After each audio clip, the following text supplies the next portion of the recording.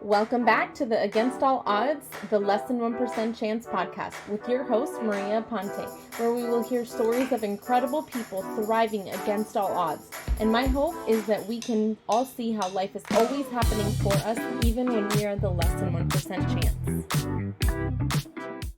Hey, welcome back to Against All Odds, the Less Than 1% Chance podcast with your host, Maria Aponte. This is gonna be an episode, and maybe it'll have to be like a two-parter, not sure. Let's see how it goes. But this is one of the most important people in my life, and this was my first example of Against All Odds. I didn't understand my own story until I experienced the story of this particular guest.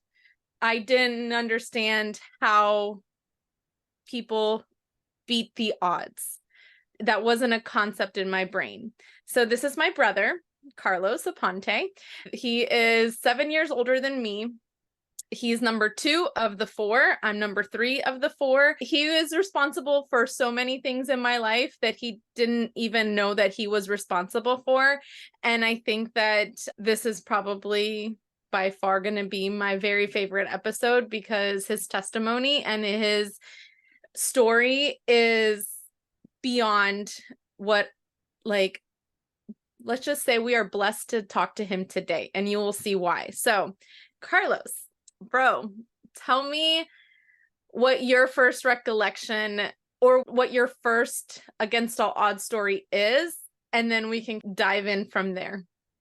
I think the first one, and Daddy always used to tell me this story, their first recollection of beating all odds. I was born premature. I was born with all kinds of health complications. I had a heart murmur. I was yellow when I was born.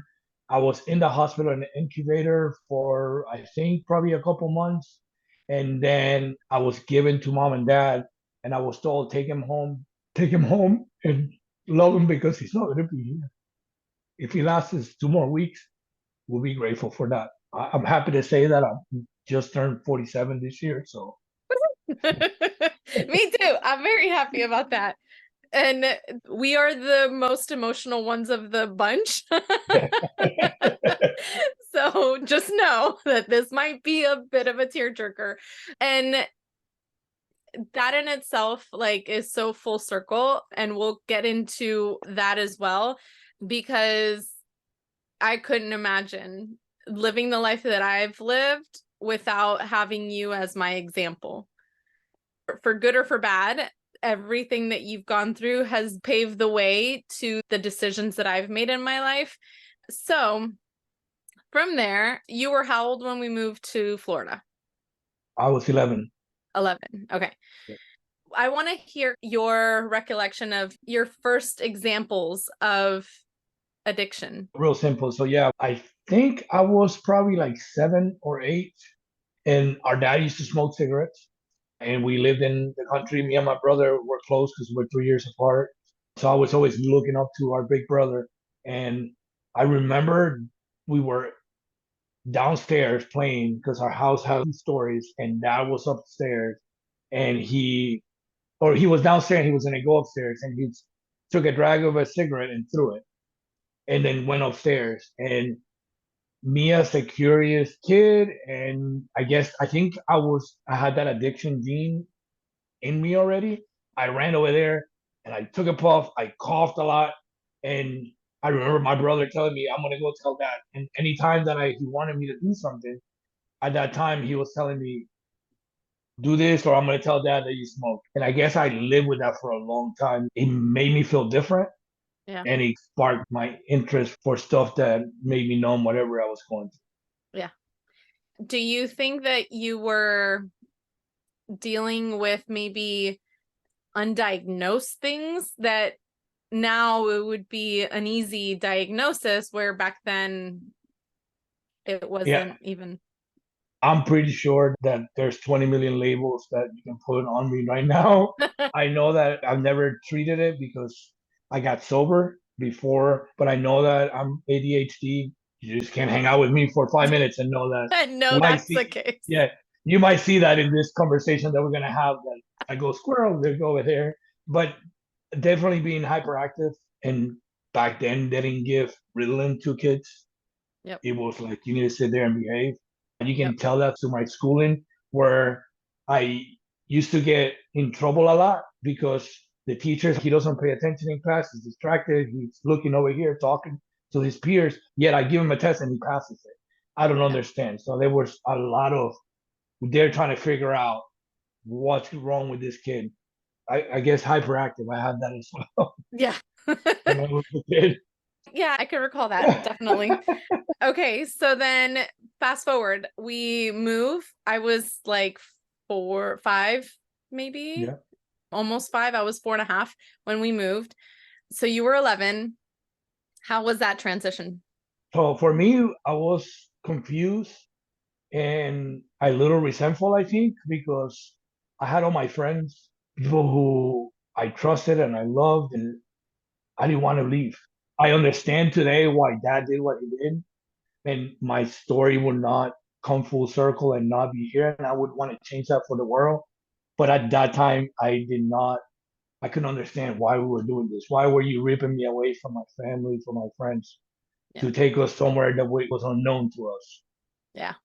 Yeah. I was 4. I wasn't even in school, so I missed my family, but it Yeah. wasn't that much of a shake in my life as it was for you guys that were older and were more established. So, We got put into a school, may I say racist probably, yeah, that I didn't speak any English. I'm a blonde hair, green eyed kid at that time, right? Really, really blonde hair, real eyes. blonde. And I got put in a school where the Latinos were dark skinned and brown eyes. And I would get pushed away by the Latino people because I look like a American kid, and the American kids didn't like me because I couldn't speak their language. So it was very, very tough for me, that my childhood, as far as that point, right? Like Yeah. fitting in, which is Yeah. gonna tie right into why I Why? started using drugs and all that stuff, because Yeah. it was all about fitting in, trying to fill a void that I had in my heart that I feel like didn't belong anywhere. Yeah. Yeah. And I feel like Jose, our oldest brother, he's the dark hair, darker Hmm. eyes. Like he looks more Hispanic. Yes. You and I were blonde, green eyes, like straight hair. Not only that, I was Jose at least lift weights and look buff. I was scrawny blonde haired kid with a bowl haircut. Yeah. That was what I had to deal with. Which is Uh, funny because my son now had a bowl no. haircut, but now it's cute, right? Because everybody's like, "Oh, I love your haircut." We cut it different now, but you know what I mean. It Yeah, was, like it comes full circle. I'm like, you had the same haircut I had, except people used to make fun of it. But So yeah, I could see that being such a, and it's funny because I feel like dad experienced that when he was in the military. yeah, Like he was the light-eyed, light-skinned Hispanic that was In Louisiana, in Louisiana, which he didn't fit in anywhere. So that in itself, I think it's very funny how that ties in together like full circle. So one of the things that I remember, Mhm. and it's like this like vivid memory of the first time you ran away from home. Mm. I want to say you were around 13-ish. Mhm. And I remember exactly what mom was wearing. I remember being in their bedroom, and I remember mom looking out the window like every 2 seconds. Yeah, And I remember, like, it's funny because I remember the tension and the angst in the room. yeah, And it just, I don't know why. It's so crazy how much my brain remembers that. yeah. What happened? What led you to running away? And what took you down that path? Let's back up a little bit. So when we moved here, I was in middle school. Again, I was scrawny, white looking, green eyes, blonde hair, Puerto Rican guy that don't speak English. And to be honest, I was getting bullied and beat up a lot. You know what I mean? Like a lot. And I remember Jose always having to stick up for me, but I just didn't fit like I belong, right? when I first got to high school, in that summer, I grew to the height that I am today. My hair got long. I started hanging out with people who didn't care how skinny I was. They was gonna protect me, right? And boosting car, going into cars. And remember those little radar detectors?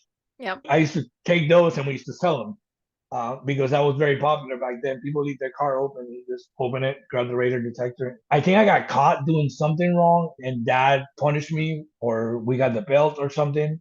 Yep. And I was like, I'm done with this, and I took Peace and off. But that, justice.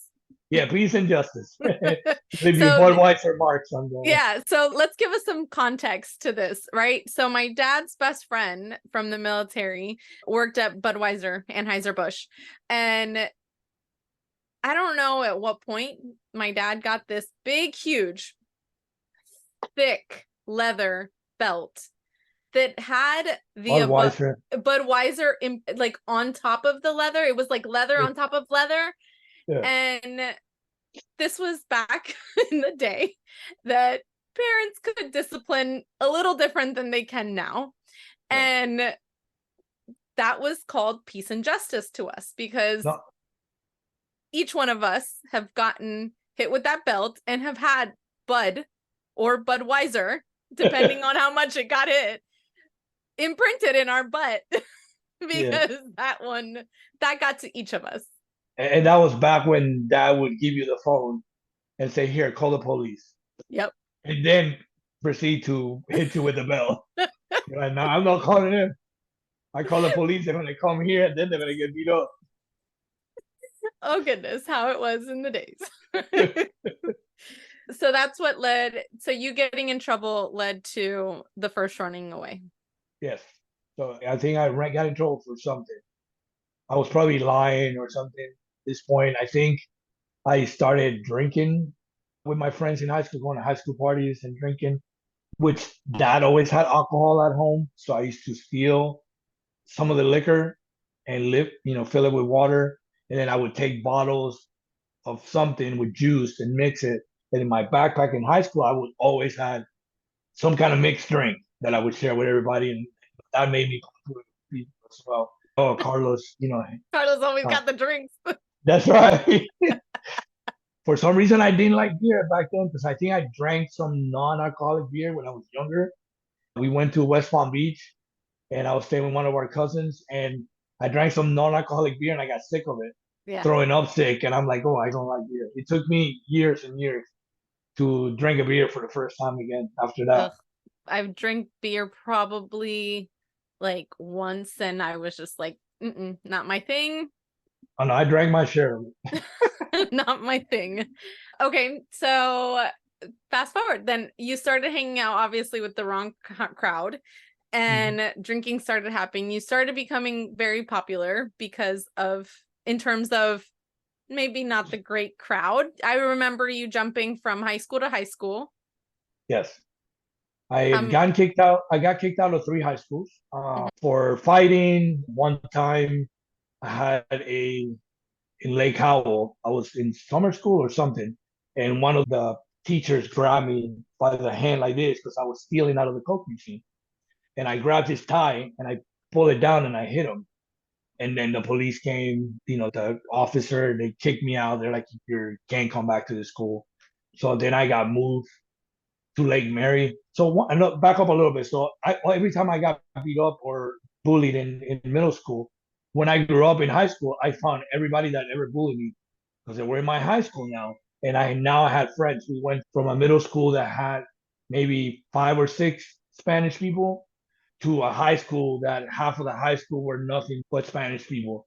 And, to the point that I remember one time a white guy's like, oh, let's go beat up Carlos. And all the Spanish people went over there like, come on, let's go get him. And then they came to our house, they knocked on the door. And then Jose came out because Jose was working out in the backyard. He came out with me. And then when the white guy turned around, all these Puerto Ricans had him surrounded, and they proceeded to whip him like he stole something. So to that point, I was a little guy that I come to, and I would just go there, and let's go. You know what I mean? You were well protected after a little bit. And by no means was I a tough guy.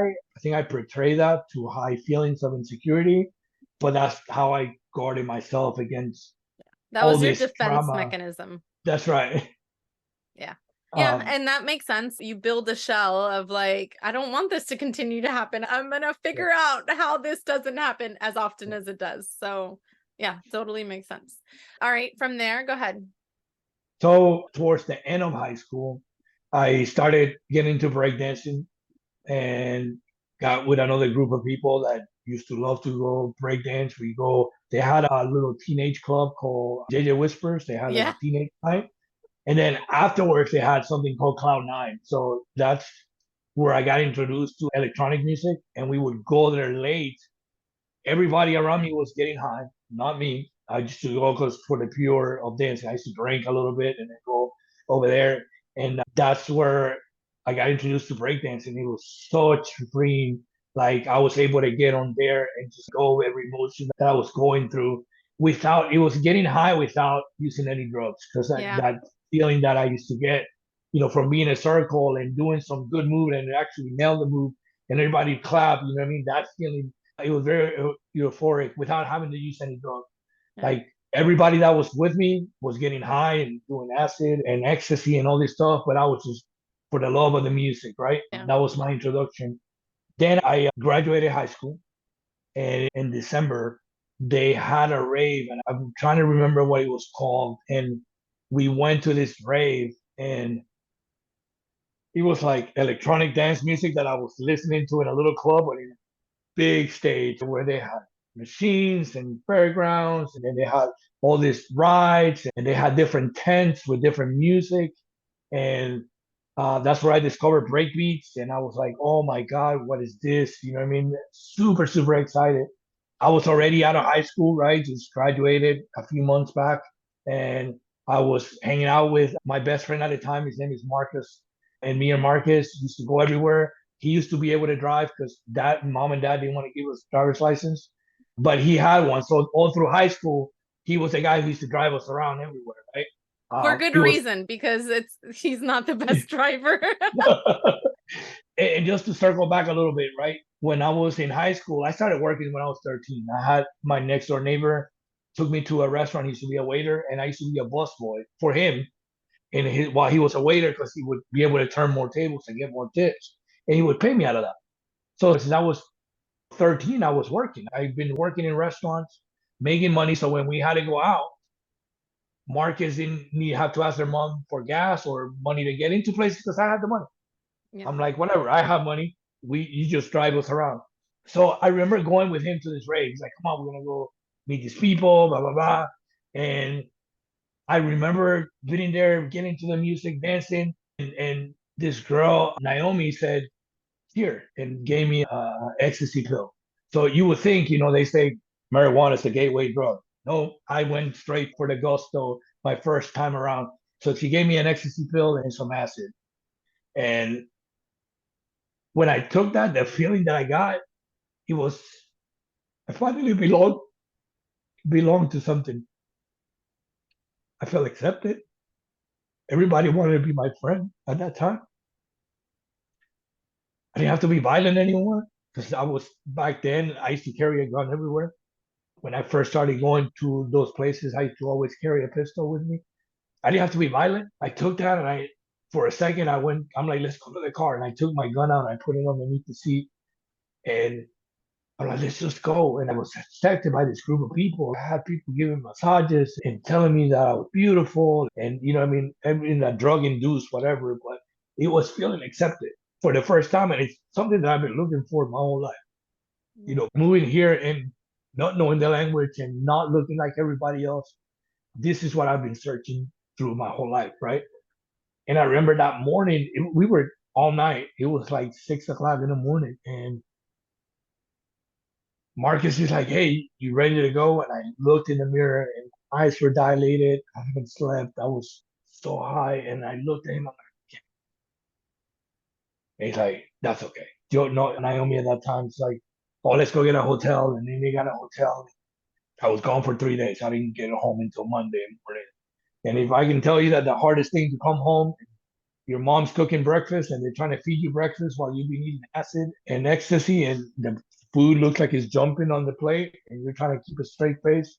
That's very, very, very hard. God, like Um, I can't even imagine. So I gotta say, growing up, so let's say you were 18 at this point. I was like in middle school. mhm, That is my recollection of you. And I know that sounds bad, right? But I remember like years into my teenage years, I remember seeing you come home high. I remember waking up in the middle of the night, listening to you fight with yourself in your sleep. mhm, And it would scare the ever living hell out of me because I'm like, what is happening with him?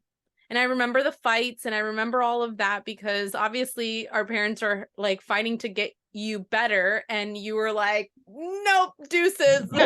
That is not what I want right now. This is my being right now. But yeah, I remember seeing those things and I could tell you that the effect that it had on me is that I've never touched drugs. yeah, Like to me, I feel like I found the purpose in you going through everything that you went through because I never touched drugs because of that.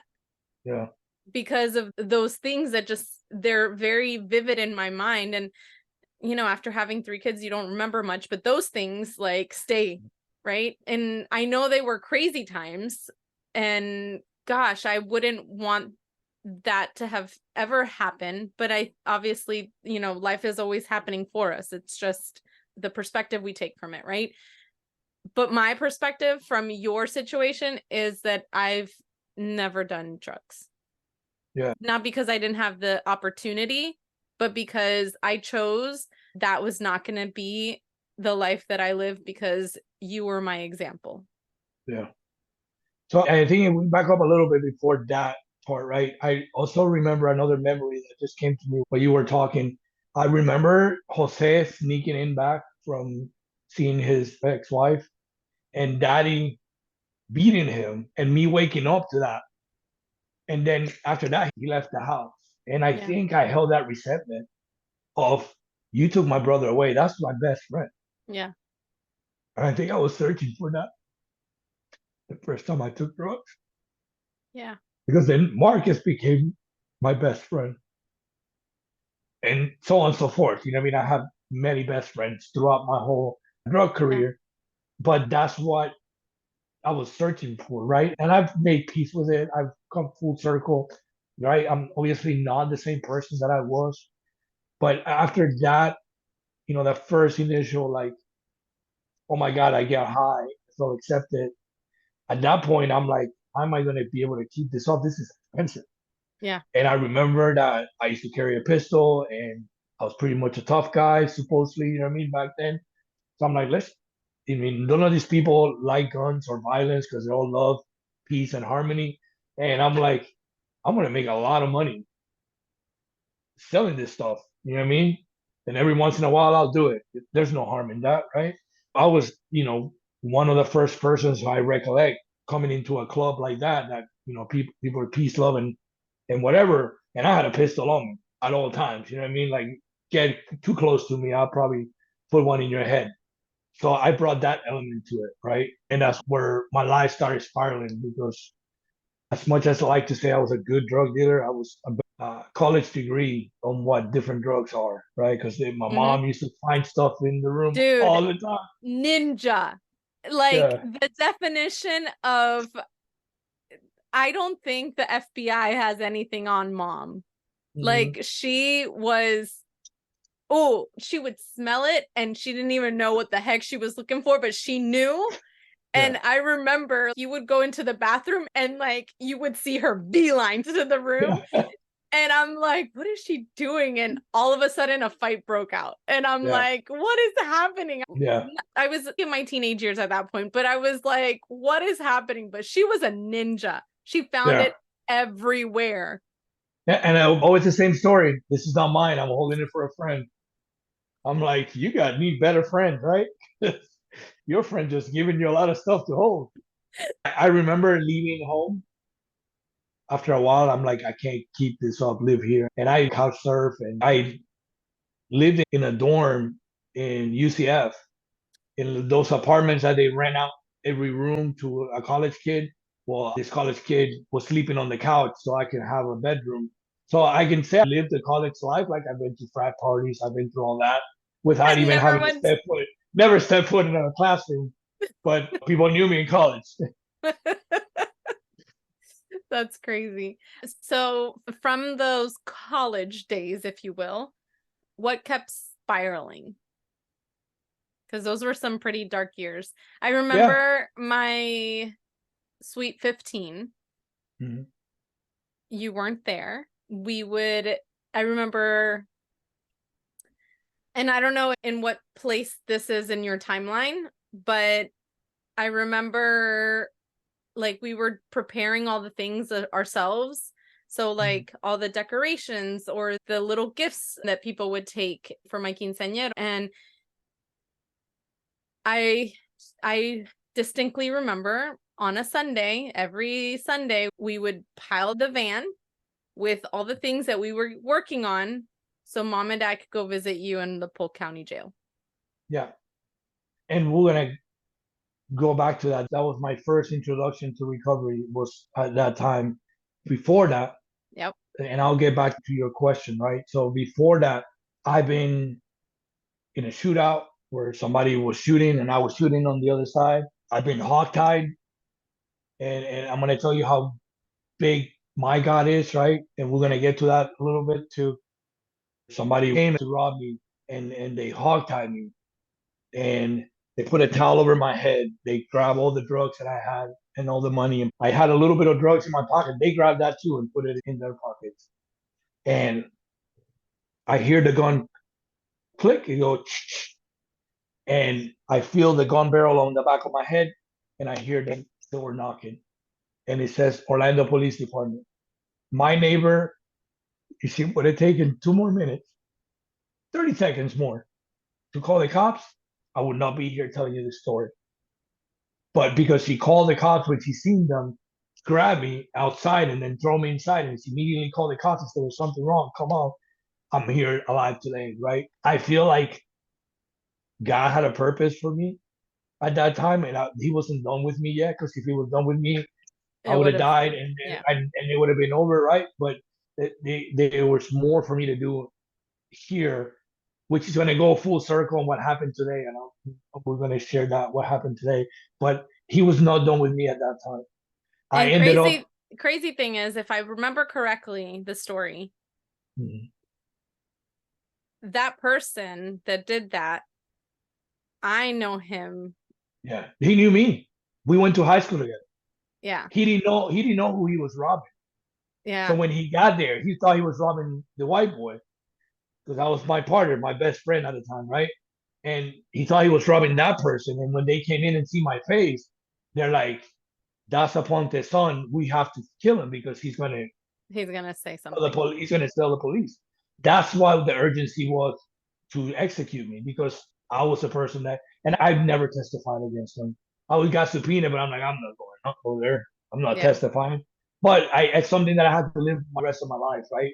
Like I would go to places, and not so much today, but I used to go to places when I lived in Orlando, and I didn't know who was gonna come around the corner and be like, "You did this to me so many years ago," and boom, you know what I mean? Like that was the fear that I lived for a long time.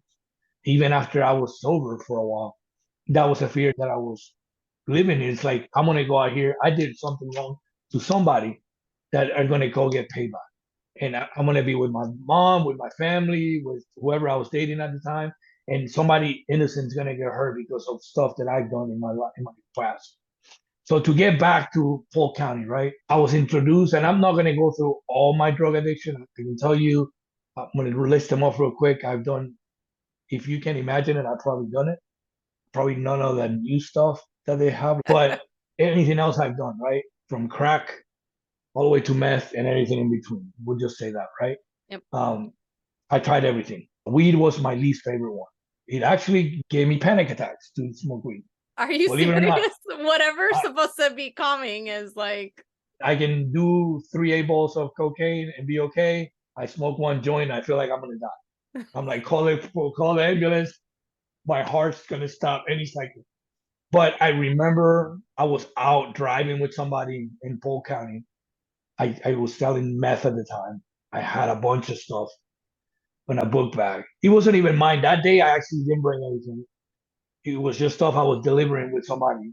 And we got pulled over by the cops.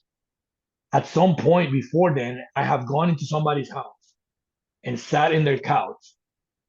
And they came out, they're like, "What are you doing?" I'm like, "Oh, I'm sorry, I'm in the wrong house." Uh, and then we got pulled over and they found all this meth, pound of weed, like half an ounce of meth, which is a lot. It was trafficking back then. And the guy who I was with was smart. He's like, "Oh, that's not mine. That's this guy." And at that time, I used to live by a code, right? You can't be a snitch. And I'm like, if he says it's mine, I guess it's mine, right? I ended up being locked up, right, for 9 months. This has happened when it was my your 15th birthday, and I was doing time there. I For like 3 months. You were I was 22 at the time. 22. So I for 2 or 3 months, I called dad when I first got there. He told me, "We're done with you. You're dead. I don't want to hear anything else from you." Hung up the phone. I sat there for 3 months. Survived. I ended up. I used to play cards and I made some money and made like commissary. So I had that. And I remember on a Sunday, like it was yesterday, I was sitting there talking to some guy on my cell or Bunky or something, and they say Aponte visit, and I'm like, "What? Who's here to see me?" And I remember sitting down, on my head, and when I looked up, it was Dad, and I was able to tell him stories for everything. And since that day, every Sunday, and this is a person who would go to church every Sunday, and he would drive every Sunday to make sure that I wasn't alone. That was going to be turning out to be my first introduction to recovery. Because I did almost 9 months in Polk County Jail. But I remember that they bailed me out because I was going to make it to your birthday party. They bailed me out. That's like, okay, we have the money together. We're going to bail you out. And they paid my bail. And when I was ready to come out for your party, they're like, "You can't go. You have charges in Orange County." They put me in cuffs and they took me to 33rd. And I missed your party because I was supposed to be there. I think like a month later or something, they gave me time served because I was so long in Orange County. And they gave me time served and then let me out. I actually was able to get out. I like to say that I got sober that day. It did not happen. I got high until December 14 of 1998. Before then, I went to court and they sentenced me to 6 months in rehab in a state rehab and then 3 years probation. And I remember the day before I used to work for my Greek friend that owned a restaurant. At this point, I used to be a chef with him. So I cooked and they I told them that I needed a ride and I drank something before I went in there. And they actually dropped me off to the rehab place in the limo because we had a friend that was a customer of Andres and took me in a limousine. But that was my first introduction to recovery. I was forced to go to the state rehab, and there I was able to clear my head enough to find that I was just searching for something to fill the void inside of me that I've been trying to fill with drugs and sex and alcohol and everything, but it was never going to get filled, right? And I found out now I know that's a God hole that I was trying to fill, right? That's, a piece Yep. of our soul that is supposed to be filled with God. And I was filling it with everything except God at that time. But that was my first introduction to rehab. I ended up completing the 6 months rehab. I ended up completing the 6 month aftercare. I ended up staying sober for about a year and a half. Yeah. I was going in Narcotic Anonymous meetings. I go to meetings every day. I like to say it was great. That's when I first got clean and it was all good. Didn't fall again. God bless it. Here I am today. But if that was the case, I probably would have like 30 years clean today. And I don't have 30 years clean. I remember for me, after getting recovery inside of me, right? And I remember what you have to say, if this happens, I'm gonna go get high. If this happens, I'm gonna get high. It's a lot of excuses that I made for myself that I said, if this happens in my life, I'm gonna go get high. Well, one of those happened. Our grandma passed away, dad's mom, and I got angry with God. And I'm like, why would he do that? He must not want me to stay clean. And I got high that night. When I found out that grandma died, I remember I was at mom's house and I picked up the phone and daddy was on the other side and he was crying. I told mom, here, it's for you. And then I called Marcus and I said, come pick me up, mama. And it took me. So what happens is when you first get clean, right? When you start using again, you don't go back to the beginning where it was beautiful and sunshine, right? You pick up right where you left off. So I was in rock bottom.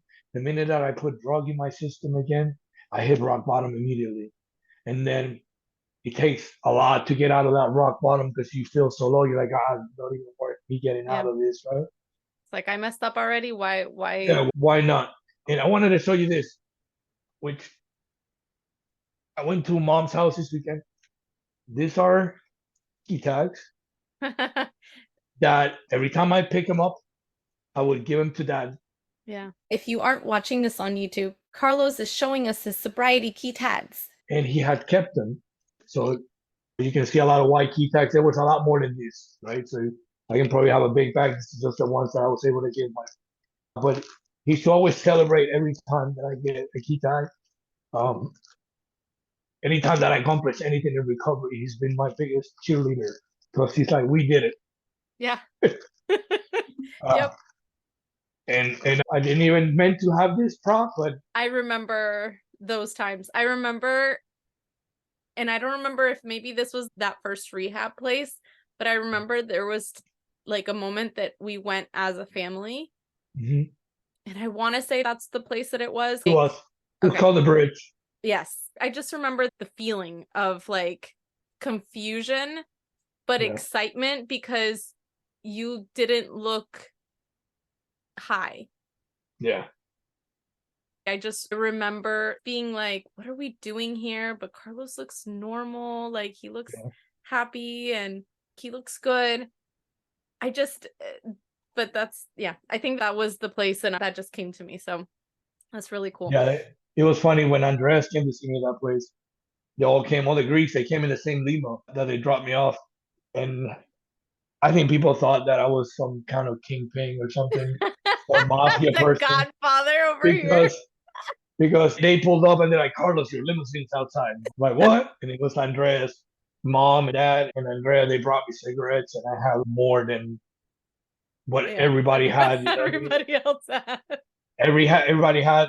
They would get like a couple packs of that real cheap cigarettes. I had like cards of Newports dropped off, but it's because I think people were so glad to see me not destroy myself that they're like, let's whatever it takes, right? Whatever it takes, yeah. Let's just make sure that he's content so he doesn't have to go out there again. Fast forward a little bit, I've gotten sober and high so many times. I've been in recovery. It was December 14th, 1998 was my first introduction to recovery. My actual clean date is January 14th of 2009. Yep. So between that time, there was a lot of getting sober for a year or two, getting back out, 30 days, getting back out, just to be good for a little bit, getting back out. Andres, when at that time, he used to give me employment and he would fire me and then rehire me and fire me Yep. and rehire me. You worked Uh, with my ex-husband a I, bunch. I I work with him a bunch where I learned the art of getting high and drunk from 4 o'clock in the afternoon till 2 o'clock in the morning, and then at 3 going to work all day. Yep. Uh, I remember finding, let's just say, a spoon in my yeah, car, and I yeah, was like, what the hell is this? I was livid, livid. yeah. But he was like, your brother was in here, and I was like, what? But it gave me employment. You know what I mean? I'm grateful for all that. I've learned a lot of traits. I've probably done every job you can imagine. The best one that he is a salesperson. Yes, but go figure, right? I'm good But in sales. you're good in sales. You sell uh, anything you believe in. At that's that right. time, unfortunately, That's it was drugs. that's right. It's been a journey, right? And I don't want to get into a lot of war stories, right? But Yeah. just so you all know, like every time that I've gone back out, I got closer to dying, right? I've overdosed a bunch of times. I've taken a shot of heroin where I guess somebody was picking me up to take me into a dumpster, but then I opened my eyes because they found my head wedged between the toilet and the wall in this tattoo parlor, right? Like so many times that I could have not been here again. And we'll get back to later on to this, but God was not done with me yet. He had something else for me and another purpose for me. I just couldn't see it at the time, right? Through all this, I ended up getting hepatitis. That was from one of my last times using. I thought, and I would tell everybody, I'm going to probably die soon of being high because there's no way that I can find recovery ever. I'm gonna share real quick my last day using, right? I've been high for about 3 days, and it was this. It was January 13th of 2009. It was raining and cold in Florida, and I've gone out to this party where I've been high for like 3. I left the party and I was getting rained on. I had drugs in my pocket. I was just walking around aimlessly. At some point, I got really cold, so I went into somebody's backyard and I went into somebody's shed, not knowing if somebody's gonna come out and shoot. And the whole time I was praying, right? And I'm like, God, please either kill me or get me sober, but I can't do this anymore. And I pray that, like, just I was shaking, freezing cold, and I was praying that. And that was my prayer all the way up to the morning. And I'm gonna read you guys a scripture real quick because my last day using I lived this scripture. And it's Matthew 25th, 35. It says, for I was hungry and you gave me food. I was thirsty and you gave me drink. I was a stranger and you welcomed. I was naked and you clothed me.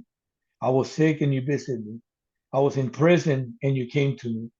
Then the righteous will answer him, saying, Lord, when did we see you hungry and fed you, or thirsty and gave you to drink? And when did we see you a stranger and welcome you, or naked and clothe you? And when did we see you sick or in prison and visit you? And the king will answer them, truly I say to you, as you did it to one of these my brothers, you did it to me. My last day using, after saying that prayer over and over, I lost my shoes. My shirt has been thrown away. I was in jeans, soaking wet, and lady see me walking around and came out, little Spanish lady, and she was with a little girl, and she had a jacket, some sandals, and a sandwich. She just went like this, and I fell to my knees, and I said, "Please call the cops because I need to go to rehab." I lived that scripture, and I didn't realize I lived that scripture until 14 years later when I got saved again and I was doing a Bible study, and I was reading that scripture in my Bible study, and I'm like, that was my last day using. I was hungry and I got fed. I didn't have clothes when I got Clothed. clothed. And I was a stranger and I got woke up. Was the last day I used. January 14, 2009 was my clean day. And it's been my clean day for 14 years plus. I was able to find recovery. I was able to give my dad a son for the past 14 years. I was given the opportunity to make up for every wrong that I've done. God blessed me with a son, which I didn't think I could have. God blessed me with a wife. I don't think I was lovable enough to be married to anybody. God blessed me with the opportunity to pray for my dad at his bedside. In return, my dad used to joke around and say, I have, you know, marks on my knees for as much as I pray for you, right? And I remember on his last days, I was able to be like, Dad, can I pray for you? I mean, he was hardcore Catholic, and I know he used to be like Catholic Church is the only church to be. But towards the end, he was just happy that I came back to Christ. And there's a scripture that says, it's in Proverbs, it says, train your child in the way they should go so that one day they might come back to it. And I was able to live that scripture too. I was able to be there for, I've been a lot of perspective, right? This not nowadays, right? And I was able to, I think God got me clean 14 years ago. So in his last days, I could give morphine to my dad and not even blink an eye. Like I had drugs that I used to get high off in my hand and not once. And I'm like, oh, I can take this when we're done with it. I was able to tell my siblings, you can give him this much and he'll be okay, or you can give him this much and he'll feel like this. It's okay. I'm gonna share another little story, and then I don't know how much time we got, but I'm gonna share this little story. A little over a year ago, we moved to this town in Georgia, and we have a 2-year-old son at that time, and I'm like, I looked at my wife, and I'm like, we need to find something. We have no family here. He has no friends. He was born in the middle of COVID, and she said, let's go find a church, right? Probably where we can find people. And we went to a church and went for 3 weeks. And then the pastor said a sermon that threw me off, right?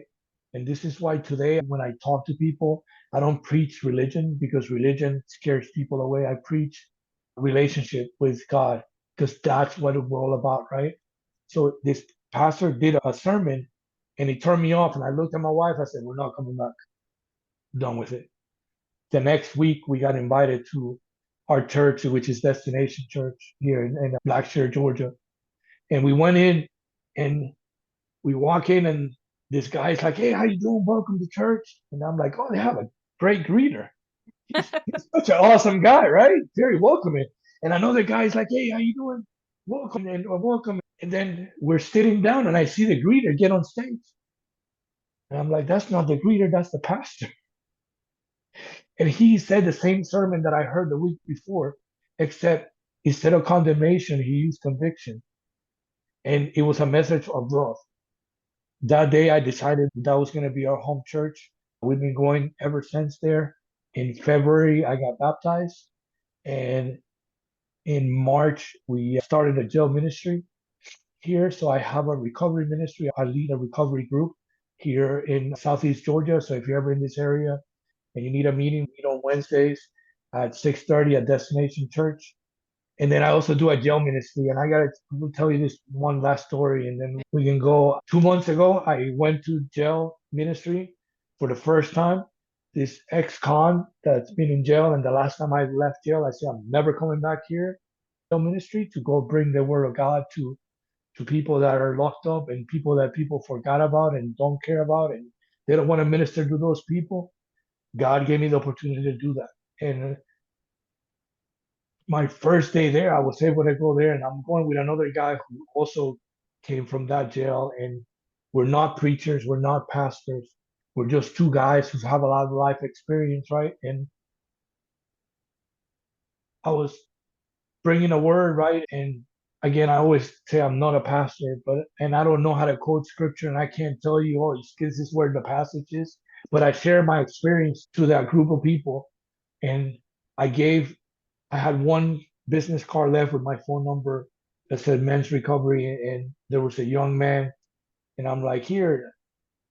God told me to give you this. He asked me for a phone number. I'm like, this had to be for you because I took it out of my Bible and I was going to put it back. And I'm like, no, I need to take that with me. And I gave him the card. And before I left the jail, I got a call from his mother saying that he heard Scott's voice when I was talking. Fast forward, we lost contact. He was disillusioned because we weren't able to go every week. And when we went, last time I went to his cell, he had shaved his head, so I didn't even recognize him. But he kept hearing our word. And about 3 or 4 weeks ago, his mom told me that he was out and he was going to Orlando and he was going to go back with the old people. Last night, when I was in my mom's house and I was on my way back to Georgia from Orlando, I get a call and I didn't answer it. And then I get a text from his mom and say, hey, what service are you going to, first service? And she's like, I'm going to call you. And I answered the call and she's like, I have a surprise. I said, John, I watched this young man give his life to Jesus. And not because I did anything, but because the Holy Spirit took an ex-convict back to a camp to give his testimony. And that's why I believe in your podcast so much, because it's all about giving testimony. And this is, nothing that I've done, but I believe that these stories are going to help somebody that's going through something. Be like, if they did it, I can do it too. Yeah. I want to thank you so much for inviting me. Sorry if we went everywhere. We might have It's to do okay. another one.